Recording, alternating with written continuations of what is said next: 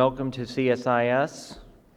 We're still waiting for a few folks to trickle in, but we're going to get started here. Dr. Hanson has a busy few days here in D.C. I'm Mark Moore, the director of the Project on Military and Diplomatic History, which was formed 17 months ago, owing mainly to the declining presence of military and diplomatic history in American public dialogue. As many of you know, military and diplomatic history have fallen out of fashion at our universities. Military history in particular has nearly disappeared as a discipline in American history departments. It's also, I think, largely absent from a lot of the think tank and policy discussions, and we think history is critical, should be introduced in these, not because it provides easy answers necessarily, but provides familiarization and context that I think lead to better decisions. We were not the first organization to take on this mission of using history and applying it to contemporary events. Before we started, there were several other groups that were already doing this, and one of the pioneering efforts was led by today's speaker, Victor Davis Hanson, who in 2014 founded the Hoover Institution Working Group on the Role of Military History in Contemporary Conflict, and they began convening military historians for private discussions, and they commissioned them to write articles for its flagship publication, Strategica, among other outlets, which I would encourage you, if you haven't already, to go to the website and check them out. And also one of the key moving parts in that and key leaders of that entity is here today, David Berkey, who's seated over here. We've got him here with Victor. And over time, this group has drawn an extraordinarily impressive group of people, including quite a few that we have invited here for our project, like Walter Russell Mead, Williamson Murray, Andrew Roberts, Max Boot, Peter Mansour. We have several more who are coming up soon, Bing West, Neil Ferguson, for example. Several leading members of the current administration, such as James Mattis, Joel Rayburn, and Joe Felter, have also taken part in the group. And it's still going strong today, which is particularly impressive since most of the other Hoover working groups that were created are no longer functioning. And I would say it's one of the most influential groups that you may not have already heard about. We sought to avoid duplicating what that terrific program was doing, so when we started this program, we focused on events in the Washington, D.C. area aimed at the policy community and the public. We hold a mixture of public and private events, many of them here at CSIS, others at governmental facilities in the National Capital Region. We just moved to CSIS this summer, and it's been very helpful, and we're starting to now build up a base here at CSIS as well. And I'm delighted we've finally been able to get Victor here. We've been trying from our inception, and he's an extremely busy person, and so we're very fortunate that we were able to get him to come here on this Monday morning. And I'd also encourage you to come to future events, which you can find on our website. The next one we have will be November 17th with Serhiy Plokhy of Harvard, who will be talking about his new book on the history of Russia. If you're not already on our mailing list, you can find us by going to the CSIS website, click on Programs, and then Project on Military and Diplomatic History. You will find a button there to do so. I'm going to give you the short version of Victor's bio, since if I were to go with the longer version, we would not have much time left to hear about his new book. Victor Davis Hanson is the Martin and Illie Anderson Senior Fellow in Residence in Classics and Military History at the Hoover Institution. He is also the Wayne and Marcia Busk Distinguished Fellow in History at Hillsdale College. He taught previously at California State University, Fresno, where he is now Professor of Classics Emeritus. Before teaching at Fresno, he ran his family's grape farm in California, where he was a full-time orchard and vineyard grower from 1980 to 1984. He writes nationally syndicated column for Tribune Media Services and writes frequently in many other places, so often that one must actually wonder how he has time to work on his books. Among the many awards he has received are the National Humanities Medal, the Bradley Prize, and the William F. Buckley Prize. He's written or edited 24 books, many of which I'm sure are familiar to those of you in this audience. These books are noteworthy not just for their scholarly excellence, but also for their willingness to challenge conventional wisdom, even when they are politically unpopular and personally disadvantageous, which I especially admire. Today he's going to talk about his latest book, The Second World Wars, How the First Global Conflict Was Fought and Won. And here's a image of it here. As you may be aware, Victor is, best known for his works on the classical world, so World War II is something of a departure for him in terms of the subject matter. But as he shows in the book, those who write history, I think, benefit enormously by knowing the history of other times and places. And the book's already receiving rave reviews, if you haven't seen them. The Wall Street Journal calls it essential reading. The New Criterion says that it is brilliant and very original. Kirkus asserts that the Second World War is ingenious and always provocative. I'd ask you to make sure to silence your cell phones, pagers, and so forth. We have, if you are technologically inclined, we do have the capability to tweet questions, although we'll also have Q&A after Victor speaks. But you can tweet your questions to @CSISPMDH for Program Military and Diplomatic History. Please welcome me in joining Victor Davis Hanson.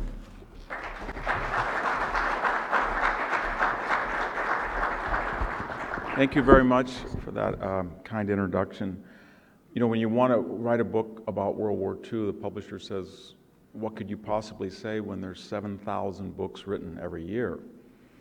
And so, I said, I'd like to reorganize it not by chronology, but by theme: fire, water, land, and how it was fought in the air, under the water, on the surface of the water, and what decisions were made that proved to be wise, stupid, etc. But that was the plan of the book, but I really thought that I would stand back as a classicist or a comparative historian and look at certain things that I didn't think had been accentuated. The first thing is, World War II was the most lethal event in history. Killed more than the 14th century plague, more than the great famines of history. 60 to 65 million people died in just about 6 years, September 1st, 1939 to September 2nd, 1945, 27,000 a day. And it was even more peculiar in that it was one of the only large wars in which the losers, the Axis powers, Japan, Germany, the major Axis powers, and Italy, suffered far fewer fatalities than did the winners. So of that 60 to 65 million, about 80%, almost 50 million, were the winners on the Allied side. And that was largely attributable to two phenomena. And one was the Holocaust in Eastern Europe and the 27 million Russian dead on the Eastern Front. And then we don't have accurate information about China, but somewhere between 8 to 16 million people. If you wanted to reduce World War II in terms of who died, it was largely a story of Japanese and German soldiers killing ununiformed and unarmed Russian, Chinese, and Eastern European civilians. I call the book The Wars for a couple of reasons. One is, it was a first real global war. I know that we say it was World War I, but nobody had conceived of World War I as a world war. It was called the Great War. It was called the Great War more or less until 1941.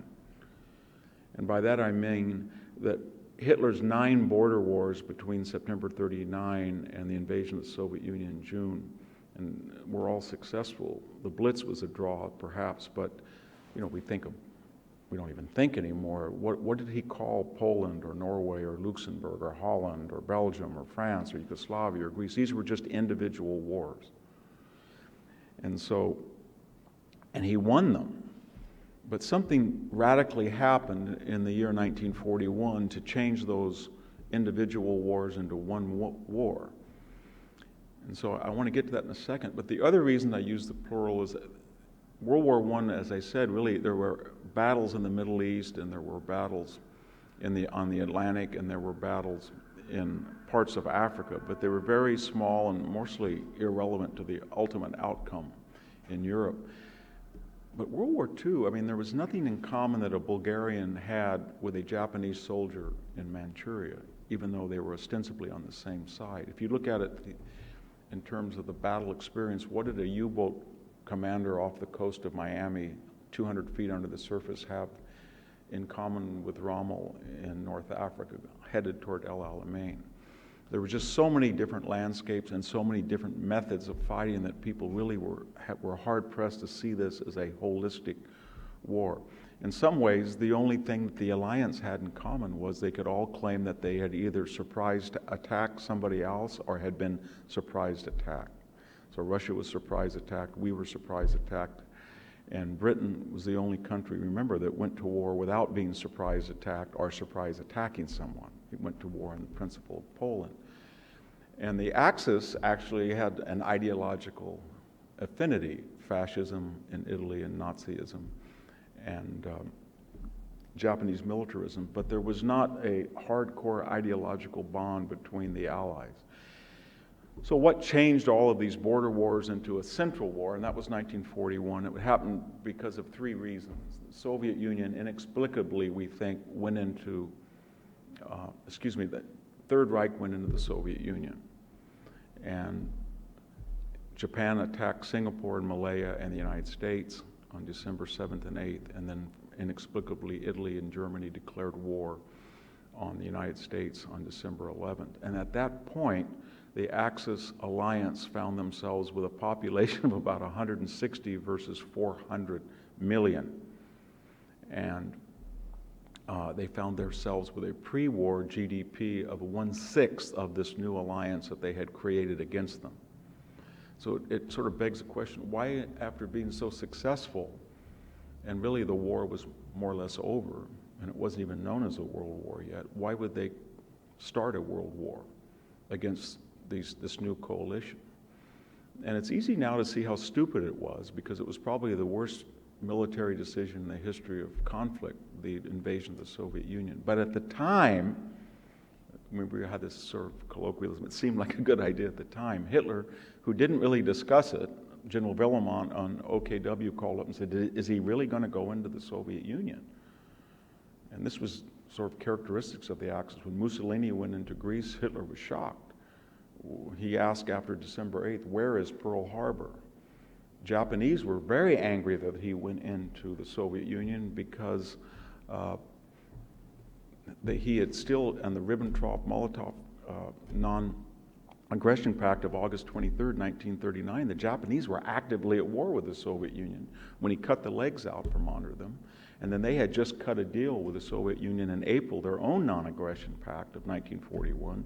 The next thing they know, Hitler's fighting their non-aggressive pact. And by the way, that pact was so successful that as late as 1945, freighters were still leaving Portland and Seattle under Russian flags and going right through the areas around where Americans were fighting Japanese and were completely untouched by the Japanese Imperial Navy as they unloaded cargo in Vladivostok.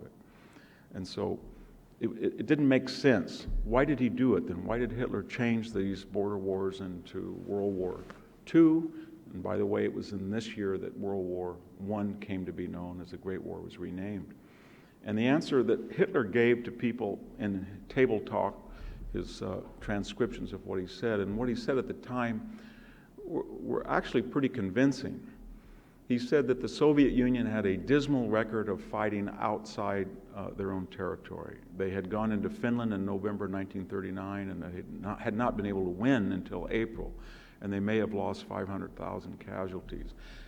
They had not met their demarcation points in Poland in 1939 when they invaded from the east. The Wehrmacht was much more efficient than the Russians. They had backed the wrong side in 1938 and 9 in the Spanish Civil War, and their equipment was considered by the Germans to be very poor that were supplied to the Spanish loyalists. Hitler also said, well, you know what? They gave up in 1918 in the Treaty of Brest, and they were basically beat by November of 1917, they being the Russians, and we could never go more than 70 miles further into Belgium and France. So when France fell on, when they invaded May 10th, and it was basically gone by June 23rd, they were thinking, my gosh, in 6 weeks we destroyed the great French army, which we couldn't do in World War I. And under that World War I formula, 6 weeks will be 3 weeks. The easiest thing is always the Eastern Front, just like it was in World War I. And they had gotten within 100 miles of St. Petersburg. They'd occupied 50 million Russians. We sometimes forget at the end of World War I, they had annexed much of Eastern Europe, much of the Ukraine, and they thought this is going to be ripe for the plucking. They had no information about Russian factories being moved beyond the Urals or the actual productions of T-34s. Hitler said in 1945, if they had told me there was such a thing as a T-34, I would have never gone into Russia. My point is, at the time, it seemed like a good idea. Once he went in, even though he had the largest invasion force in history, 3.7 or 8 million people, we always talk about multilateralism and unilateralism. That was probably the most multilateral invasion force the world had ever seen. There were Spaniards, there were Italians, there were Hungarians, there were Finns, there were Romanians, there were volunteer European contingents, and there were Germans. It was a huge force. The problem with it was based on the precepts of what the West called blitzkrieg, although Hitler didn't use that term himself. And that meant that for all of the drama of spearheads by armor, 80% of the transportation of the invading army was horse-driven. And it was a very primitive army in terms of logistics. And they had never fought more than about 200 miles from the German border or on roads that were not European. This was not Belgium, wasn't even Western Poland.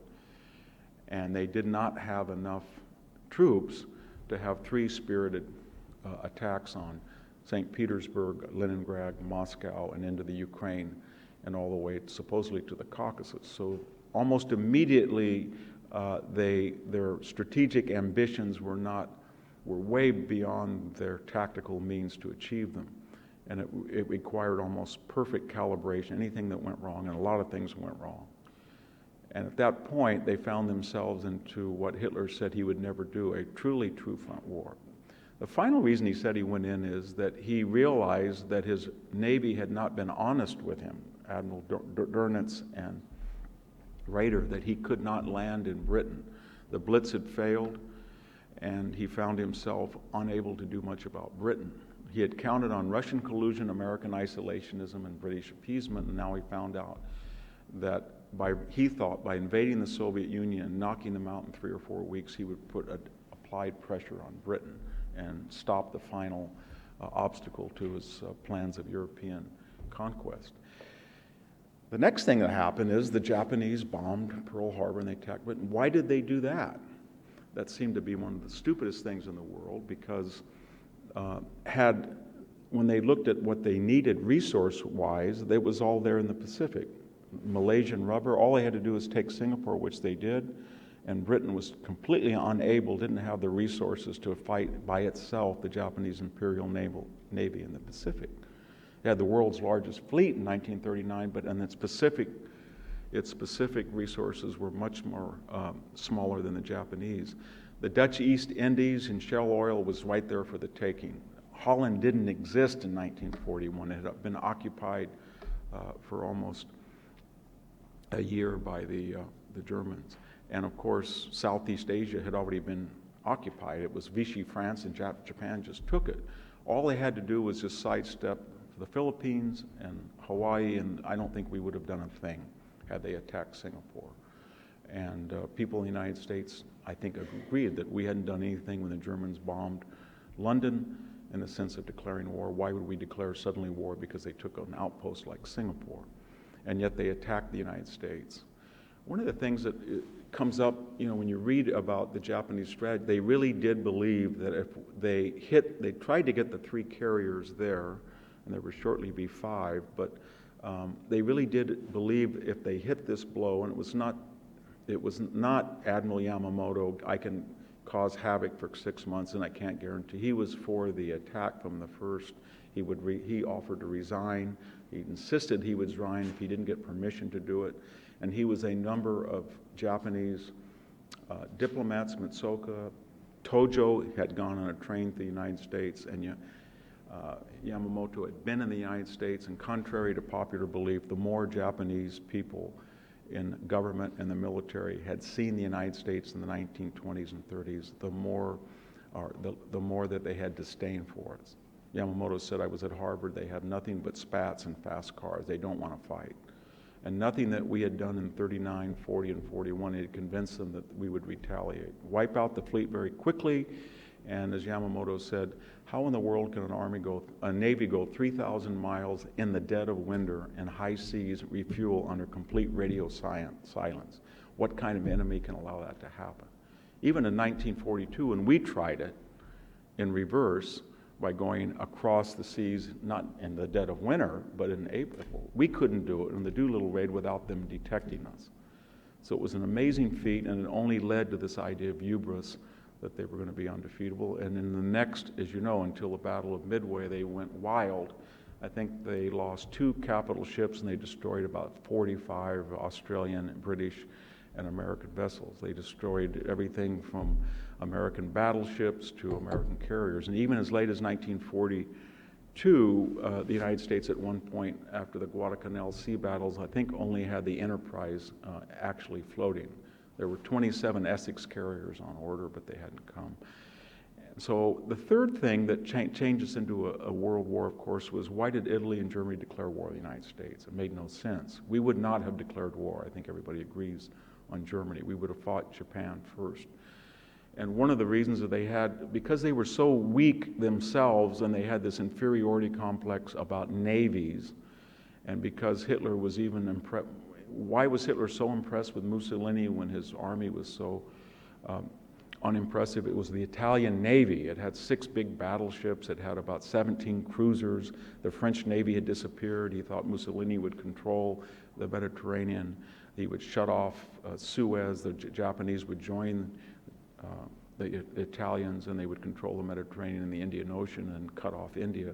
So he had a disproportionate respect for the Japanese Navy, which would just sink the American Navy and tie America down. America would never be able to come over to Germany. The other idea that he thought it was a good idea is that Admiral Rader said that the U-boat war had almost 14 million tons in 1941, had almost shut down Britain, but the reason that it had not is these freighters were leaving American shores, which were not under blackout, and you could see them off the coast of Miami or Newark, and he was going to sink them. Admiral Rader did. He didn't tell Hitler that he only had about 15 U-boats that were capable of going all the way to the East Coast and stopping that, even though they were very successful in early 1942. So what I'm getting at is, out of those decisions that seemed rational at the time, a very irrational thing happened. Hitler found himself, as Tojo and Mussolini did, with a coalition of the most adept military industrial powers in the world. 1 billion people would finally in some way participate of the 2 billion in this war. And one of the things you don't do when you wage a strategic existential war, you don't go to war without an ability to harm the homeland of the enemy that you declared war on. So in Japanese and German and Italian circles, there were people who warned their supreme leadership, you have no ability to hit Detroit. You have no ability to even hit Seattle. And by 1944, in the Kaiser shipyards, they were building a Liberty ship every 3 days. They had no ability to bomb it. You had no ability after the Blitz to go in and bomb Liverpool or Manchester. You had no ability to reach Russian industry beyond the Urals, and yet you declared war without a single 4-engine bomber that was operative in the German, Italian, or Japanese Air Force, and only one of the 3 Axis countries produced aircraft carriers that could deploy in a forward manner, such as at Pearl Harbor. Germany didn't have one, either did Italy. Both were never finished. And so it was a very strange thing to do, to get yourself in an existential war when you had no ability to reach the homeland, and the reverse was not true. The United States had fielded a B-17 as early as 1938. Flew in 1937. There were Handley Pages and Sterling Short bombers that were evolve into the Lancaster bomber. By the end of the war, the Allies produced about 12,000 four-engine bombers, and America alone produced about 135 fleet, light, and escort carriers. And the United States Navy would be larger than all of the navies put together in the world by 1944, and American GDP was larger in 1945 by August than all of the Axis and Allied powers combined. And so the war then broke down to really one thing after they had one central question, and that was, given the head start in armament from 1936 on, and given the superiority of the German and Japanese soldier, and even during the darkest days of 1944 and 45, one German soldier in the Eastern Front killed 3 Russian soldiers. And through the whole war, you could say it would be 7-1. There had never been an army like the German army. Given their head start and rearmament, and given the ferocity of their land troops, could they win the war quickly before the Allies' latent potential kicked in and they mobilized? And for a brief period, just to finish, it looked like they could. If we were to look at the map of the world, let's say in June or July of 1942, it was an Axis world from the Norwegian Arctic Circle all the way down to 60 miles outside of Alexandria. It was Axis. And from the English Channel to the Volga River, it was Axis. And from Alaska all the way to the Indian Ocean, and from Wake Island all the way to Manchuria, it was Axis. And at that point, the Japanese had landed in Guadalcanal in July of 1942. They were just about ready to cut off all supply to Australia. Rommel, as I said, was heading toward the Second Battle of El Alamein. He was 60, 70 miles from Alexandria, and he said he could cut off the Suez, and he even dreamed of linking up with Army Group South in Russia. A small platoon of Germans had climbed Mount Erebus, the highest point on the Caucasus Mountains, and the German army was only about 70 miles outside of Grozny and threatening to cut off 90% of the oil. And then just almost overnight it changed. That was the full extension of Axis power. It was a hollow shell industrially in Japan, Italy, and Germany. They could not support that extension of troops, and they had no logistical superiority to run the world and protect it, so to speak. And then almost overnight, Bernard Montgomery stopped Rommel at El Alamein and started a 500-mile pursuit. In November, the Americans, very quickly after Pearl Harbor, less than a year, have already landed in Morocco and Algeria. And the Russians, of course, at Stalingrad destroyed the Sixth Army, 300,000 fatalities, including 100,000 captives, and would roll back with trouble, but began rolling back the high water mark of the German army. And of course, Italy would be invaded within 6 months in July of 1943, and the Mussolini government removed. And then it was just simply a question. World War II was one final question, one final mystery, and that would be, to what degree were the Allies going to follow the paradigm of World War I and insist on an armistice, or allow an armistice, I should say, or would they demand unconditional surrender, as they did to the surprise of Stalin at the Casablanca conference. Churchill and Roosevelt said they wanted unconditional surrender. That was a different problem, because although they had the largest military in the history of conflict, the Soviet Union was 12.5 million people. America, with about 50 million fewer people than Russia, almost matched that with 12.2 million people in uniform, and the British around 6 million. But that force still had to deal with 15 million Axis soldiers, mostly Japanese and German, a few of their Eastern European allies. And it meant that you had to physically go into Rome and to Berlin and to Tokyo, and you had to destroy the government, you had to destroy the economy, and you had to capture, wound, kill about 15 million combatants. And the idea was that ideologically the Axis were not like the Central Powers from World War I, and they would not surrender voluntarily, or they would not surrender on an armistice. And that meant that there was going to be a level of carnage and death and destruction. So when you look at fatality rates of the Great World War II, and you look at 39, the big killing period is mid-44 to 45, and it represents the effort on the Allies' power to occupy and to destroy the Third Reich, Imperial Japan, and Italy. And with that, let me just finish by remarking about the winners and losers of this war. On the Allies' side, we forget about Britain. We often think it was the weak link of the three. Nothing could be further from the truth. During the Blitz, just to take one example, British Supermarine Spitfire production, while the country was being bombed, exceeded BF 109 under occupied Europe.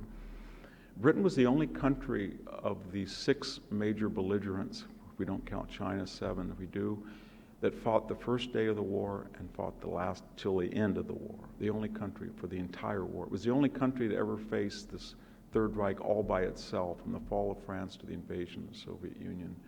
As I said, it was the only country that went to war for the principle of helping an ally rather than being attacked or attacking somebody. And in terms of technology, whether it was sonar or radar or putting a Merlin engine in a P-51 or a 17-pounder gun on a Sherman tank, they were invaluable allies, and we forget that sometimes. The Soviet Union won and lost the war. They had by far the largest number of dead, partly because of Stalin's disastrous no-step backward policies of 1941. And they also were the most amoral of the 6 in the sense that they made an agreement, formal or otherwise, with all 6 belligerents, or all the other 5 belligerents. They cut a deal with Hitler in 1939, and along with him, with Mussolini. They cut a deal with the Japanese in April 1941. They cut a deal with us and the British. The odd thing was they kept all their word to all of their Axis partners much better than they did to their ally saviors. But out of the war, as George Patton said, we went to war to free Eastern Europe from totalitarianism. We ended up guaranteeing it under another name. So there was a lot of apprehension that we had empowered the Soviet Union, which was really on the teetering on bankruptcy. They'd gone through the Great Terror, the purges, the show trials. They'd lost international respectability. And World War II gave them earned, deservedly so, the heroes of Stalingrad that saved the Allied cause, so to speak. And they did pretty well in the sense of geostrategically at the end of the war. They ended up far stronger than they were at the front first. The United States, of course, of the 12.3 million, we only lost 250,000 in only. I'm named after somebody. Victor Hanson was killed in Okinawa, so I don't want to be cavalier about that. And 450 total deaths, accident, illness. The smallest percentage of any of the combatants by far, about 0.03% of those who served. And that was largely due because the United States was absolutely brilliant in logistics, air power, and naval power. And that really reduced casualties. So when we landed on the island, we had battleships which had become obsolete in almost every fleet. We found a new way to use them for onshore artillery support. We had close air support for ground troops, so if we didn't have armor as good as a Panther, it did the Germans no good to have a Panther when you only had one Panther for 50 Shermans and you had close air support. So we waged a brilliant war, and the result was we found ourselves in a position after World War II that nobody had ever envisioned, that there was no Chinese miracle yet, there was no South Korean miracle. Japan was destroyed, Germany had destroyed, France had been occupied. British, unfortunately, with the world market up before them, nationalized their steel, their coal, their transportation, their power, their health industries. And the United States was really the only game in town for 20 years. And so we had an enormous psychological, economic advantage over everybody. And then we had fought on the 4 freedoms, the principles of the update of Wilson's 14 points, and yet we were in some ways an apartheid society. Women had played a very great role. So after this war was over, these chits had to be redeemed as they should, and so it also ushered in a huge social, cultural revolution in the United States. As far as the Germans and the losers, Germany had come out very well under Versailles. If you think about it, it had not been trisected or divided into fours. It lost 30%, but it had not been occupied, its cities had not been bombed, its armies had surrendered on the offensive in different, not this time around. It lost 30% of its territory. There were 80 million Germans today, still today, and nobody's talking about Lebensraum. NATO was formed in 1950 to 52 on the principle of Russia out, America in, and Germany down, which translated into a split Germany between the Allied sectors that combined into Western Germany. That had not happened in World War I. And the anomaly, I think, that still keeps the peace in some strange, bizarre way, that the two weaker European powers, Britain and France, were nuclear, and Germany was not allowed to become nuclear. Italy got off pretty easy. They lost 500,000, but they didn't. They were not occupied by the Soviets, or there was not a threat of Soviet occupation.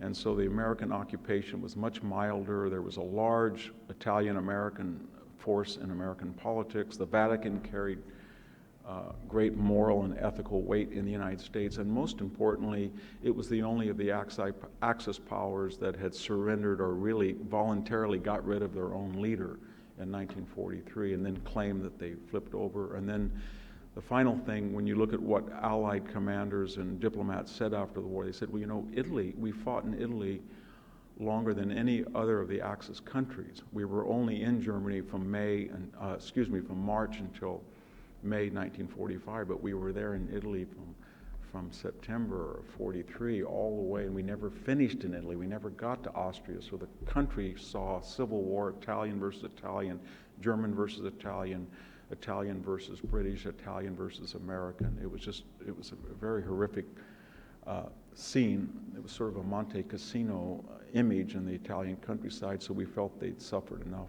And finally, the Japanese, they were never invaded, and I think that made a little bit of difference how they looked at the war vis-a-vis the Italians and the Germans. They were less transparent and owning up to what they'd done in China, for example, where they'd waged a genocide that was almost comparable or in some ways worse than what they'd done in Eastern Europe and Russia. I think I'd just like to dispel one myth, and then I'll open up to questions. This idea that Hiroshima and Nagasaki saved an invasion. That was probably true, but I don't think that we would have invaded anyway had we not dropped those two bombs, because, and I'll tell you why. We had 2,200 B-29s that from March 9th of 1945 to August 11th had burned down 65% of the urban core of Japan. The most deadly day in the history of human conflict was March 9th, 10th, in which we killed somewhere around 100 to 150,000 Japanese in the fire raids over Tokyo.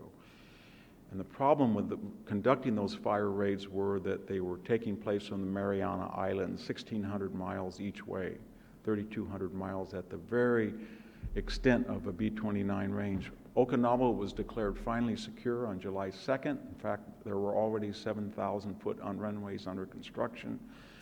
And the Allies had almost a nefarious plan. 2,000 B-29s were on order. Rather than doing 3 missions to 4 missions a week, twice the hours of flying for B-29 crews and B-17 crews, they were almost worn out. But the next 2,000 planes were going to be stationed in Okinawa, and the idea was that you'd still run from Marianas 3 to 4 times a week, but you could have a B-29 mission, only 370 miles each way into Japan, one a day.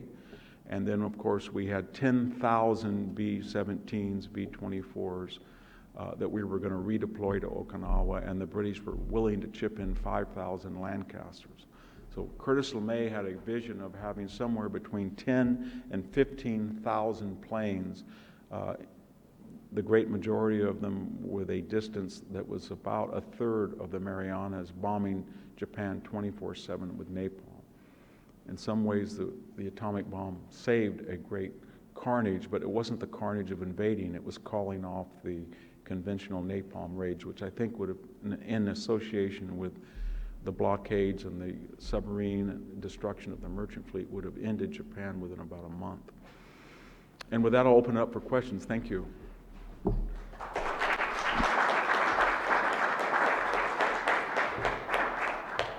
have a microphone, so please wait for the microphone and state your name and affiliation for your question.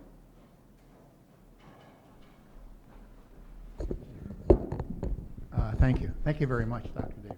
That was a great rundown. May I ask a question about military history? Yes.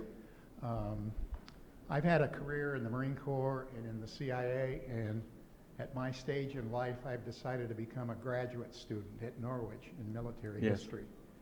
And the rationale for your organization at Hoover and Mark's here in D.C. is very apparent to me. And it's very sad because I'm a great believer that the past informs not only the present but the future. So where do we go to turn this trajectory around? How do we do this? Well, I think after the 60s, I mean, military history was history. History was created by Herodotus and Thucydides and Xenophon, Polybius as a history of war, Persian Wars, Peloponnesian Wars, Punic Wars, etc. And unfortunately, I think mostly after Vietnam, we kind of associated the military historian to war in the sense that, as if we were to believe that somebody enters oncology because they like cancer. By that I mean, we think that Margaret Atwood wrote a really great poem, The Loneliness of the Military Historian, that, people who study military history are either ex-military people like to kill, or they're vicarious nerds that would dream about it.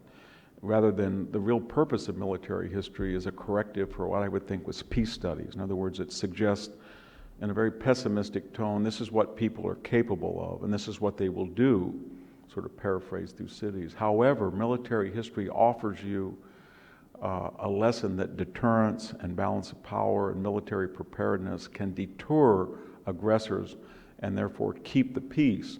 And so in that in the sense that military history, besides its essential role as pure history to preserve the past, is didactic. It can offer you, and we're fighting against a culture that's in a therapeutic phase right now due to our affluence and leisure. And we really do believe that if everybody would just take a deep breath, we don't have any existential differences with North Korea. Iran is no problem. It's miscommunication. I can't think of very many wars in histories that were caused by miscommunication. When Trump says something reckless, stupid, like Rocket Man, that's not going to cause a war. That's mild in what Churchill was calling Hitler by 1939 as a backbencher before he was First Lord of the Sea. What causes war are sober and judicious, measured statements that convince your aggressor that you're not going to do anything, whether it's April Glaspie telling Saddam that we don't have an interest in border wars, or backbenchers in the British Parliament saying it's time to use the word Malvinas rather than Falklands and get that minesweeper out of the Falklands to reassure them that we have no hostile intent, or Dean Acheson saying right over here in the press club on 14th or whatever it is, saying in 1950, I think it was in March, we really don't consider South Korea within the American defensive sphere. When you start doing that, or what a lot of things Obama did, I think, then you incrementally and insidiously lose deterrence. And that's what military history, I think, tries to teach people. But it's a hard sell. It reminds me of the terrible propaganda we had after World War II, because suddenly we were the guys that liberated and wanted constitutional government, and yet we had the albatrosses of Italy, Japan, and Germany around our neck, while the Soviet Union and China were telling everybody, we're still the allies, we're liberating people from colonialism and imperialism, and unfortunately the American and the British, they sold out. They're on the side of the Axis now. So that's the kind of bad rap military history does. It's too bad.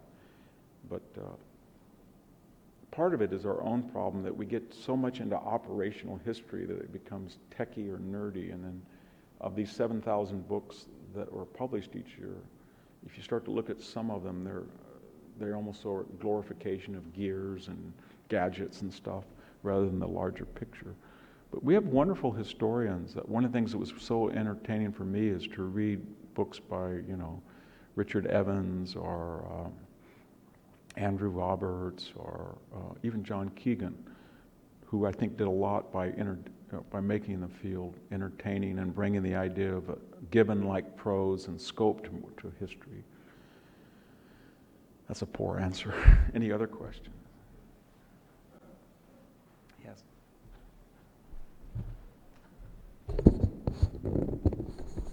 I'm not sure how much of this is really a question, but my name is Stewart Ailee. I majored in classics in college and wanted to become a historian, kind of along the lines of what you're talking about. But by the time I was ready to start that, I was told that PhDs from Berkeley were driving cabs. So I went to law school, became a lawyer. And I see some parallels between what you're talking about. I would like to add one thing to your list of ancient authors. Homer. Yes. Clearly. And my perspective about this is that military conflict is one of the more dramatic and significant things that happens in human society. And that there's a kind of a natural drawing to that, as you are doing, trying to explain the development of our society. You would think so.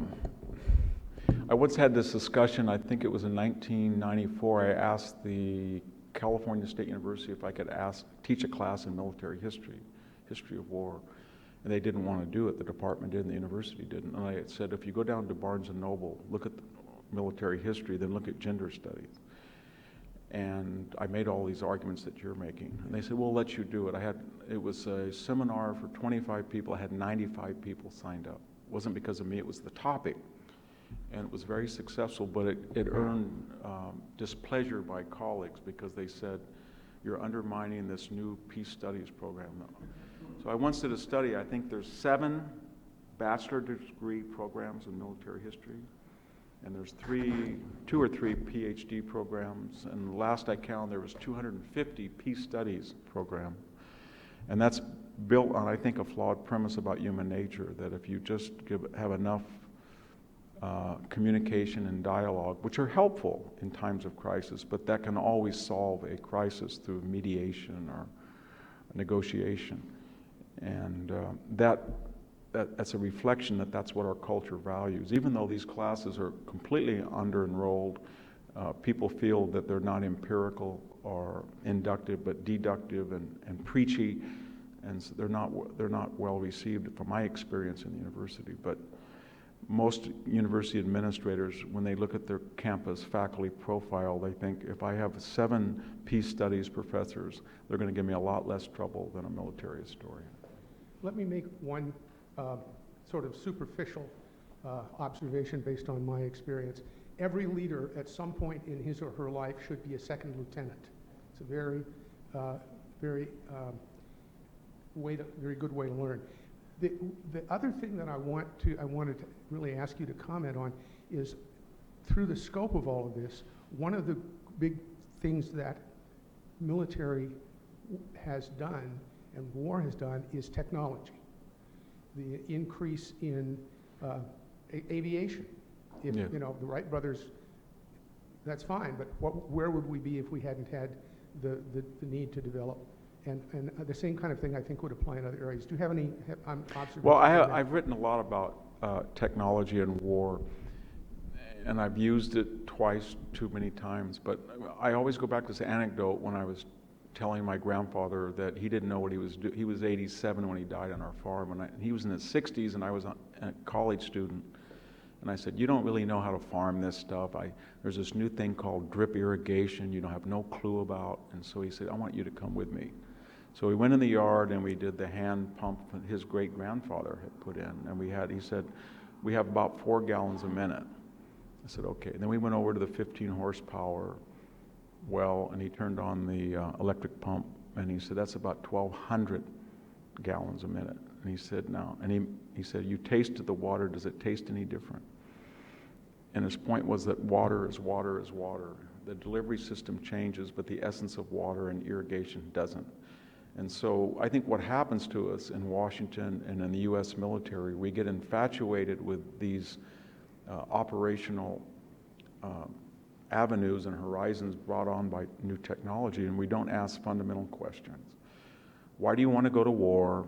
what do you want to achieve by war? What are your strategic ends? Will it justify the means available to you? Do you have public support? And most importantly, I know that it was very frustrating during the Iraq War. A couple of times some people in the administration would have historians come in and talk, and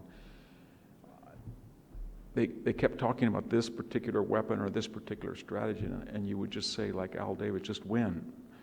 And I finally said to a very high-ranking official, people are no damn good.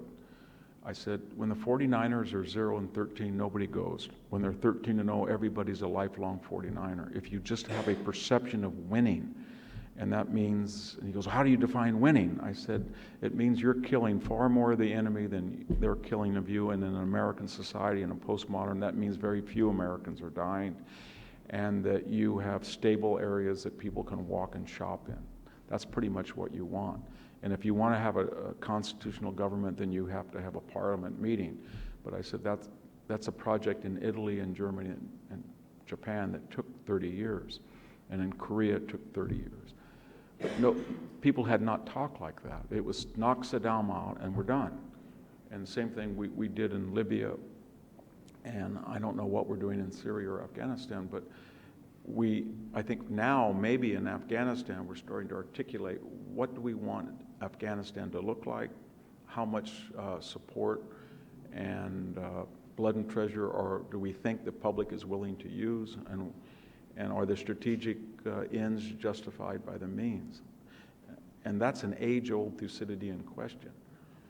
And why do we have these wars? And we keep thinking, I don't know why we keep thinking they're accidental. If a Canadian armored regiment gets lost and comes across the Washington border, we're not going to go to war with Canada. That accident has no significance. But accidents happen that cause wars between countries that wanted to go to war anyway, usually. And same thing about Trump's inarticulate word here or inflammatory phrase there, that can maybe exacerbate a pre-existing condition. But what will get us in a war with North Korea if somebody says, under no circumstances are we ever going to retaliate, or the nuclear weapons are off the table, or we don't want to have the sponsors. So that's what I think is frightening. And I think that's sort of what leads to things like Syria. And when you keep saying that these are JVs, or we have to pull out everybody, the more assurances you give an aggressor. And finally, throughout history, aggressors have a special contempt for stronger military powers that they attack or that they push around. Hitler said that after Chamberlain gave him almost everything at Munich, he said, if I see that guy, I'm going to jump on his chest and break the umbrella. And Goering later said, why was he so mad? And Ribbentrop said, because they gave us everything. And it's that old Punjabi wisdom.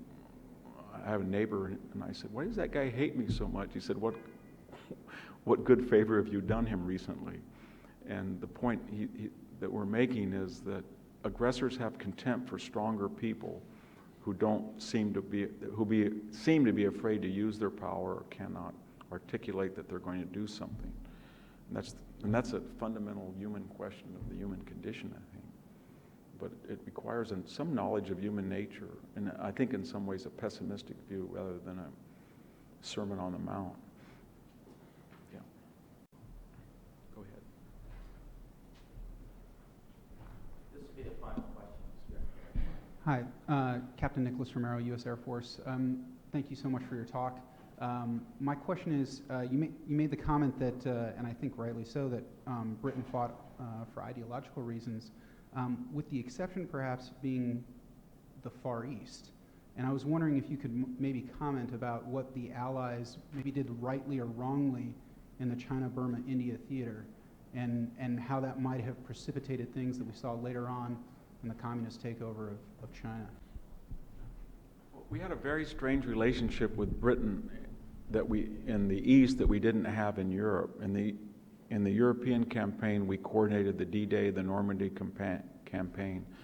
We gave Montgomery the prized position on the north to go right into the Ruhr, the short route. Hodges and Patton had the longer route. But my point is we coordinated very closely. In the Pacific, partly because of the personalities. Halsey and MacArthur and Nimitz were much different than some of our army commanders in Europe. The idea was that the British are trying to protect their empire, and that means they have two concerns, India and Burma to protect India. We have a different concern. We want to get to Tokyo as quick as possible, at least get bases as quick, so we bifurcated. The British put 1 million people into China, and it was to protect India. And our idea was, we had a lot of good feeling in the 1930s for China. It was to open a route. If you look at that occupation map, we had to, it was after the Japanese cut access into China through Burma. Our idea was China, China, China, China. Let's supply China. And we had this very romantic view of the Chinese. They're going to have, we're going to have B-29 bases, which was a total failure when we based them there, but we're going to have a nationalist army uprising. It did tie down the Japanese, but we were very idealistic, and British interests were very different. Their idea was not so much to liberate China or to see Chiang Kai-shek in democracy. It was to make a nice shoulder and keep Burma as part of the Indian project. And that difference created a lot of bitterness. And so even though smaller British carriers had armored decks, we weren't able to integrate them. We kind of poo-pooed the British contribution. We didn't really invite them in on the island hopping in the way until Okinawa that we could have. And so there was a lot of hostility that we were there as idealistic Americans, and the British were there as 19th century imperialists. And in Burma, Britain sent, as I said, they sent over 1 million people. We forget that. Ended up going to Burma, and we just didn't invest the resources on the land. Stilwell was not temperamentally capable of working with the British. We didn't appreciate that somebody like General Slim was probably an authentic military genius. So there was a lot of anger and rancor about what our strategic aims were and the means necessary to accomplish them. Thank you very much.